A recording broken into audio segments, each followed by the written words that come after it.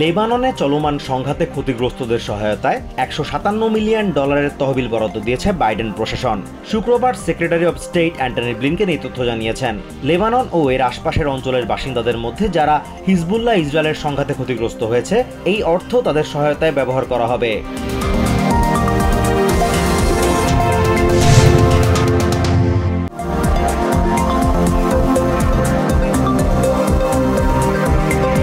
ক্ষেপণাস্ত্র হামলার জবাবে ইসরায়েলকে ইরানের পরমাণু স্থাপনায় হামলার পরামর্শ দিয়েছেন সাবেক প্রেসিডেন্ট ডোনাল্ড ট্রাম্প। শুক্রবার সন্ধ্যায় নর্থ ক্যারোলাইনার ফয়েডভিল টাউন হলে অনুষ্ঠিত এক সমাবেশে দেওয়া বক্তব্যে তিনি বলেন, ফলাফলের কথা না ভেবে ইসরায়েলের এখনই হামলা করা উচিত।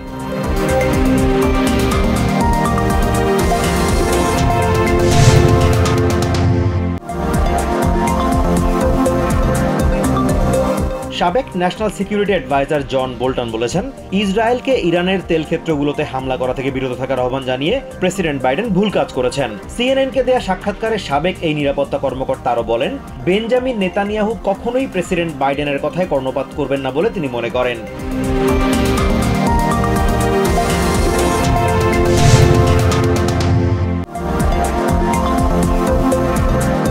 নিউ ইয়র্কের সাবেক গভর্নর ডেভিড প্যাটারসন এবং তার সৎ ছেলে দলগত হামলার শিকার হয়েছেন। শুক্রবার রাত 9টার দিকে ম্যানহাটনের আপার ইস্ট সাইডে এই ঘটনা ঘটে। এনওয়াইপিডি জানিয়েছে, হামলাকারী দলটিকে প্যাটারসনের ছেলে আগে থেকেই চিনতেন। তবে ঠিক কী কারণে তাদের মধ্যে বাকবিতণ্ডা এবং তা থেকে হামলার ঘটনা ঘটল সেই বিষয়ে কিছু জানায়নি পুলিশ।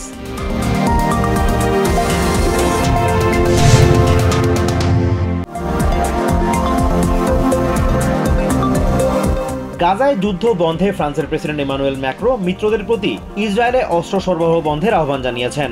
শুক্রবার রেডিও চ্যানেল ফ্রান্স ইন্টারকে দেয়া সাক্ষাৎকারে ম্যাক্রো বলেন, এই মুহূর্তে ইসরায়েলের কাছে গাজায় যুদ্ধ করার জন্য সামরিক সরঞ্জাম বিক্রি করা বন্ধ করে এই সমস্যার রাজনৈতিক সমাধানে পৌঁছানো উচিত।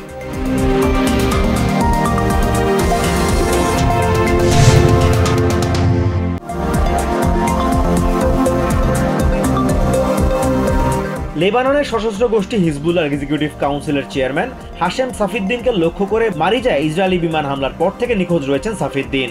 তার সাথে কোনোভাবে যোগাযোগ করা যাচ্ছে না বলে একটি সূত্রের বরাত দিয়ে জানিয়েছে আল জাজিরা। তবে এই বিষয়ে আর বিস্তারিত জানায়নি কাতার ভিত্তিক সংবাদ মাধ্যমটি।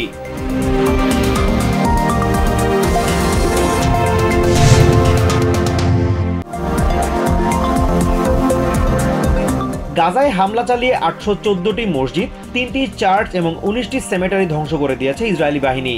শনিবার গাজার ধর্ম বিষয়ক মন্ত্রণালয় এই তথ্য জানিয়েছে। এছাড়া 148টি মসজিদ আংশিক ক্ষতিগ্রস্ত হয়েছে বলেও জানানো হয়েছে। মন্ত্রণালয়টি জানিয়েছে, সামগ্রিক এই ক্ষতির পরিমাণ প্রায় $350 মিলিয়ন।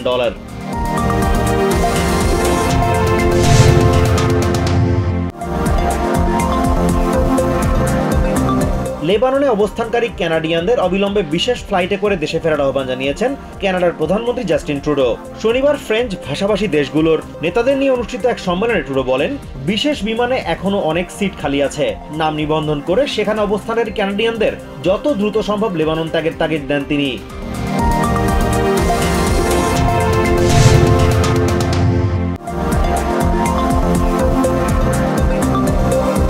প্রধান উপদেষ্টা ডক্টর ইউনূসের সাথে সংস্কার বিষয়ক সংলাপে অবিলম্বে ইসি গঠন ও জাতীয় নির্বাচনের রোডম্যাপ প্রকাশের আহ্বান জানিয়েছে বিএনপি। বৈঠক শেষে দলটির মহাসচিব মির্জা ফখরুল ইসলাম আলমগীর এই কথা জানিয়েছেন। অন্যদিকে জামায়াতের পক্ষ থেকে বলা হয়েছে, নির্বাচনের চেয়ে সংস্কারকে বেশি গুরুত্ব দিচ্ছে তারা।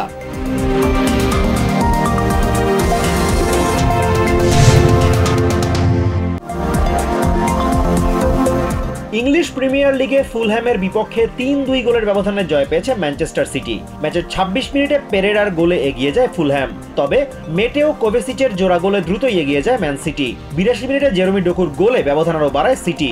88 মিনিটে রদ্রিগো মুনিজের গোলে ব্যবধান কমালেও হার নিয়ে মাঠ ছাড়ে সারাইবা দা সিলভার শিষ্যরা।